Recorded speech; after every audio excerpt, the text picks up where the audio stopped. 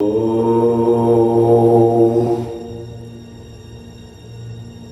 সদাসিনো সদাসিতারিম নাসিদ্রজোনো ব্যোমা পরয়ত। আমাদের বিশ্বব্রহ্মাণ্ডের সৃষ্টি কি করে হয়েছে এটি একটি মিস্ট্রি। স্বাভাবিকভাবেই এই প্রশ্নটি সব মানুষের মনে আসবে। লক্ষ লক্ষ বছর ধরে মানুষ এটি নিয়ে ভেবে এসেছে। কিন্তু আমি যদি এখন বলি এই প্রশ্নের উত্তর সৃষ্টির প্রারম্ভ থেকেই বেদে দেওয়া ছিল, তখন আপনি কি বলবেন? মহাভারতে মহাদেব শিব বলেছেন, নিত্যমেকমনু ব্যাপ্তি ক্রিয়াহীনম হেতুকম অগ্রাহম ইন্দ্রিয়ে সর্বেরেতদ্ব্যক্ত লক্ষণম অব্যক্তম প্রকৃতির মূলম প্রধানম যোনিরব্যয়ম শব্দেহ পর্যায়বাচকে।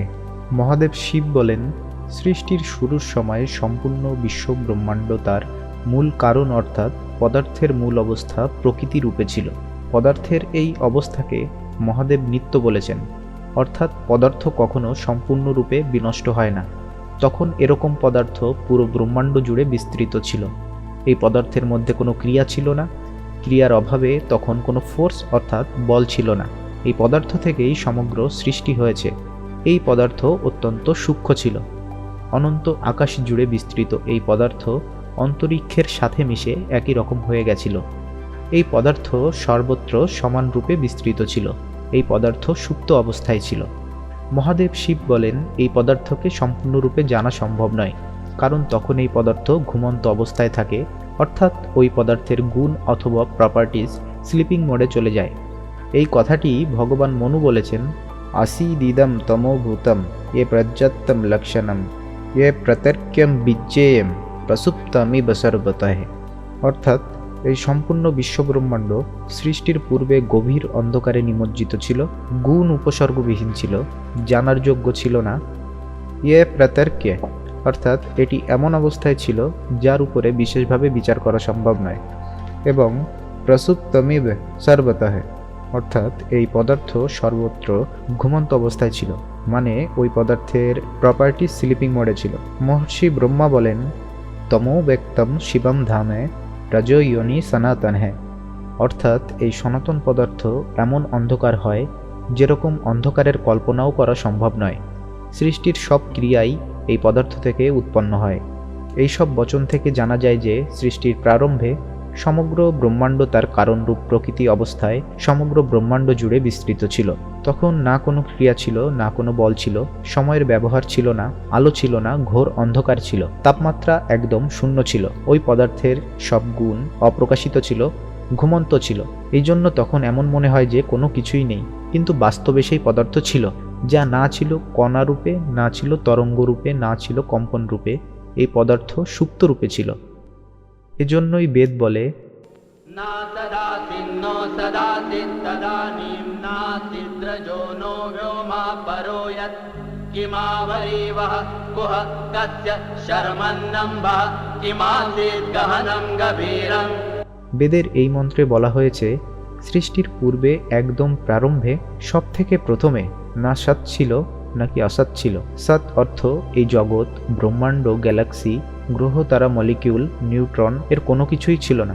অসৎ ছিল না অর্থাৎ জিরো ভ্যাকুয়াম ছিল না, কারণ সৃষ্টির প্রারম্ভে এই খালি জায়গাকে, এই ভ্যাকুয়াম স্পেসকে পদার্থ সম্পূর্ণরূপে ভরে রেখেছিল। এই জন্য খালি জায়গা ছিল না, সমগ্র পদার্থ সুপ্ত অবস্থায় বিস্তৃত ছিল। মহর্ষি বশিষ্ঠ মহাভারতে এই পদার্থকে অবিদ বলেছেন, কারণ এটি বিদ্যমান থেকেও অবিদ্যমানের মতোই ছিল। এর জন্য বলে, छिपा था क्या कहाँ किसने ढका था उस पल तो अगम अतल जल भी कहाँ था। সর্বপ্রথম চিন্তা করে দেখুন তো, যে পদার্থ যার মধ্যে কোনো গতি নেই, যে পদার্থ ঘুমন্ত অবস্থায় আছে, সেটি আপনা আপনি এই সমগ্র বিশ্ব ব্রহ্মাণ্ডকে সৃষ্টি করে ফেলতে পারে না। এজন্যই ব্রহ্মাণ্ড সৃষ্টি করার জন্য আরেকটি চেতনা থাকে, যাকে আমরা ঈশ্বর বলি। এখানে ঈশ্বরের সত্তা প্রমাণিত হয়, নাকি এটি কারো অলিক চিন্তাভাবনা। তাহলে এই সৃষ্টি কি করে হয়? আপনা আপনি উৎপন্ন হয়ে যায়? নাসাদিয়া সূক্তে বলা হয়েছে, তখন ঈশ্বরের কাম অর্থাৎ ইচ্ছা উৎপন্ন হয় যে জীবের জন্য সৃষ্টি রচনা করি। তখন সেই সর্বব্যাপী ঈশ্বর সেই ঘুমন্ত পদার্থকে কালতত্ত্ব দ্বারা জাগ্রত করেন। এই কালতত্ত্ব প্রকৃতি অর্থাৎ পদার্থের সাম্যাবস্থাকে ভঙ্গ করে দেয়, পদার্থের মধ্যে অত্যন্ত সূক্ষ্ম কম্পাঙ্কের সৃষ্টি করে দেয়, যার জন্য প্রসূত অর্থাৎ ঘুমন্ত প্রকৃতির গুণগুলো প্রকট হতে শুরু করে। সর্বপ্রথম অনন্ত আকাশে বিস্তৃত প্রকৃতিতে প্রত্যেক জায়গায় প্রতি মুহূর্তে সূক্ষ্ম তরঙ্গের মতো রশ্মি উৎপন্ন হয়, যাকে ওম রশ্মি বলে। এই ওম রশ্মি কালতত্ত্বের জাগ্রত রূপ। এটি প্রকৃতির বর্তমান অবস্থার প্রতিনিয়ত পরিবর্তন ঘটাতে থাকে, যার জন্য প্রকৃতি আলাদা আলাদা রূপে পরিবর্তিত হতে থাকে। ব্রহ্মাণ্ডের অবস্থান হয় তখন সম্পূর্ণ অনন্ত আকাশে প্রত্যেক জায়গায় সূক্ষ্ম স্পন্দন রূপে। লক্ষ লক্ষ বছর ধরে ব্রহ্মাণ্ড এই কম্পনরূপী অবস্থায় বিদ্যমান থাকে। ব্রহ্মাণ্ড কখন কিভাবে কোন অবস্থায় উপনীত হয় এ ব্যাপারে সাংখ্য দর্শনে মহর্ষি কপিল বলেন, সত্যরজস্তম সমবস্থম প্রকৃতি হি প্রকৃতের মহান মহত অহংকার অহংকরত পঞ্চ তন্মাত্রানুভয়মিন্দ্রিয় তন্মাত্রভ্যঃ স্থূলভূতানি পুরুষঃ ইতি পঞ্চবিংশতিগণঃ। অর্থাৎ প্রথমে প্রকৃতির সাম্যাবস্থা ভঙ্গ হওয়ার সাথে সাথেই এই প্রকৃতি মহতত্ত্বে রূপান্তরিত হয়। মহতত্ত্ব থেকে অহংকার, অহংকার থেকে পঞ্চতন্মাত্রা এবং তারপর পঞ্চমহাভূত উৎপন্ন হয়। ভগবান মনুর মতে পঞ্চভূতের মধ্যে সবথেকে প্রথমে ব্রহ্মাণ্ডে আকাশতত্ত্বের উৎপত্তি হয়। আকাশ থেকে বায়ু, বায়ু থেকে অগ্নি, অগ্নি থেকে জল, জল থেকে পৃথিবী, অর্থাৎ ব্রহ্মাণ্ড তখন মলিকিউলস অবস্থায় পৌঁছে যায়। যে ব্রহ্মাণ্ড সবথেকে প্রথমে পদার্থরূপে ছিল সেটি লক্ষ লক্ষ বছর ধরে কম্পন রূপে থাকে। এরপর কম্পন রূপ থেকে অগ্নিরূপে, অর্থাৎ ব্রহ্মাণ্ড তখন ডুয়েল নেচারের হয়ে যায়। অগ্নি অর্থ ইলেকট্রোম্যাগনেটিক তরঙ্গ, চার্জ, ফোটন এবং এলিমেন্টারি পার্টিকেলস। এরপর এই অগ্নি অবস্থা থেকে জল এবং পৃথিবী অর্থাৎ পার্টিকেল রূপে পরিবর্তিত হয়। এই ব্রহ্মাণ্ড ভিন্ন ভিন্ন অবস্থায় রূপান্তরিত হতে থাকে। ওম রশ্মি সমগ্র ব্রহ্মাণ্ডকে এই অবস্থায় রূপান্তরিত করেছে। এর জন্য উপনিষদে বলা হয়েছে এই সম্পূর্ণ ব্রহ্মাণ্ড জুড়ে ওমের বিস্তার। এতক্ষণ পর্যন্ত আমরা চিনে গেছি ব্রহ্মাণ্ড সর্বপ্রথমে কেমন ছিল, এটি কি করে সৃষ্টি হয়েছে। এখন এই ব্রহ্মাণ্ডের প্রলয় কি করে হবে। এই ব্রহ্মাণ্ডের সৃষ্টি হওয়ার যে প্রক্রিয়া আমরা জেনেছি, এই প্রক্রিয়াকে যদি আমরা উল্টো করে দিই তাহলে সেটিই হবে এই সৃষ্টির প্রলয় প্রক্রিয়া অর্থাৎ ধ্বংস প্রক্রিয়া। অর্থাৎ যখন এই সৃষ্টির ধ্বংস হয় তখন এই ব্রহ্মাণ্ড ধীরে ধীরে সেই মূল প্রকৃতি অর্থাৎ পদার্থে বিলীন হয়ে যায়। ব্রহ্মাণ্ডের এই ধ্বংস প্রক্রিয়া লক্ষ কোটি বছর ধরে চলমান থাকে। এই সম্পূর্ণ প্রক্রিয়াকে যদি একসাথে দেখা হয় তাহলে এমন মনে হয় যে ব্রহ্মাণ্ড নিজেই নিজেকে খেয়ে ফেলছে, অর্থাৎ নিজেই নিজের মধ্যে বিলীন হয়ে যাচ্ছে। প্রত্যেক বর্তমান ব্রহ্মাণ্ডের ফিল্ম 0 সেকেন্ড থেকে শুরু হয়ে আবার 0 সেকেন্ডে শেষ হয়।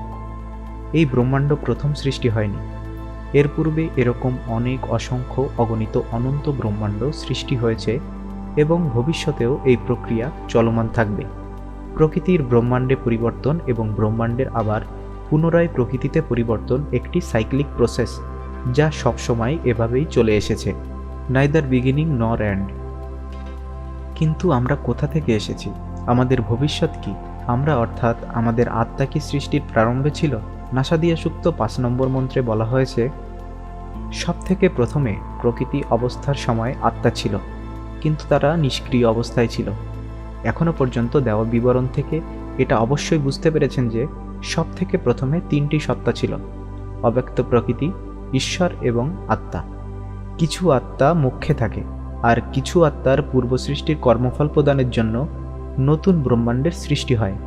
অর্থাৎ সর্বপ্রথম প্রকৃতি অবস্থার সময় যে আত্মারা ছিল তাদের পূর্ব সৃষ্টির কর্মফল বাকি ছিল, যার জন্য নতুন ব্রহ্মাণ্ডের সৃষ্টি হয়েছে। অর্থাৎ বর্তমানের এই সৃষ্টি আমাদের জন্য ঈশ্বর তৈরি করেছেন, যেন আমরা কর্ম করতে পারি এবং কর্মফল ভোগ করতে পারি। আমাদের ভবিষ্যৎ কি? বেদ অনুসারে কর্মের বন্ধন থেকে মুক্তি লাভ আমাদের উদ্দেশ্য, কিন্তু তার জন্য আমাদের ব্রহ্মাণ্ড ও সৃষ্টি বিজ্ঞানকে জানা অত্যন্ত আবশ্যক। এর জন্য বেদ বলে, অন্ধতমঃ প্রবিশ্যন্তে ইয়ে অবিদ্যাম উপাসতে তত ভূয়ে ইবতে তম ইয়ে উবিদ্যায়ামরতা। অর্থাৎ যারা শুধুমাত্র ব্রহ্মাণ্ড এবং ভৌতিক পদার্থ বিজ্ঞান সম্পর্কে জানার চেষ্টা করে তাদের ভবিষ্যৎ অন্ধকারাচ্ছন্ন, কিন্তু যারা ব্রহ্মাণ্ডকে ছেড়ে, বিজ্ঞানকে ছেড়ে শুধুমাত্র ভগবান অর্থাৎ আধ্যাত্মিক চিন্তাভাবনায় মগ্ন থাকে তাদের ভবিষ্যৎ আরও গভীর অন্ধকারে নিমজ্জিত। বেদ বলে আমাদেরকে এই দুটো জিনিসকেই একসাথে নিয়ে চলতে হবে। আমাদের ব্রহ্মাণ্ডকেও জানতে হবে, ঈশ্বরকেও জানতে হবে, কারণ ব্রহ্মাণ্ডকে জানা ছাড়া ঈশ্বরকে জানা সম্ভব নয়, আবার ঈশ্বর ছাড়া পুরো ব্রহ্মাণ্ডকেও সম্পূর্ণরূপে জানা সম্ভব নয়। এর জন্য যদি আমাদের কর্মের বন্ধন থেকে মুক্ত হতে হয়, তাহলে সমগ্র ব্রহ্মাণ্ডকে জানার সাথে সাথে ঈশ্বরকেও জানতে হবে। ব্রহ্মাণ্ড ঈশ্বরের প্যারালাল স্টাডি করতে হবে, তাহলেই আমাদের ভবিষ্যৎ ভালো থাকবে। ব্রহ্মাণ্ড প্রথমে কি করে সম্পূর্ণ আলাদা আলাদা অবস্থায় পরিবর্তিত হয়ে উৎপন্ন হয়, এই সব ঋগ্বেদের ঐতরীয় ব্রাহ্মণ গ্রন্থে বলা হয়েছে। এই গ্রন্থের উপর বৈদিক বিজ্ঞানী আচার্য অগ্নিব্রতজি 10 বছর রিসার্চ করেছেন এবং সম্পূর্ণ এক নতুন থিওরি দিয়েছেন, যাকে বৈদিক রশ্মি থিওরি বলা হয়, যেটিকে আমি সহজ ভাষায় এখানে বর্ণনা করেছি। বৈদিক রশ্মি থিওরি সম্পর্কে আপনার মূল্যবান মতামত অবশ্যই কমেন্ট করে জানাবেন।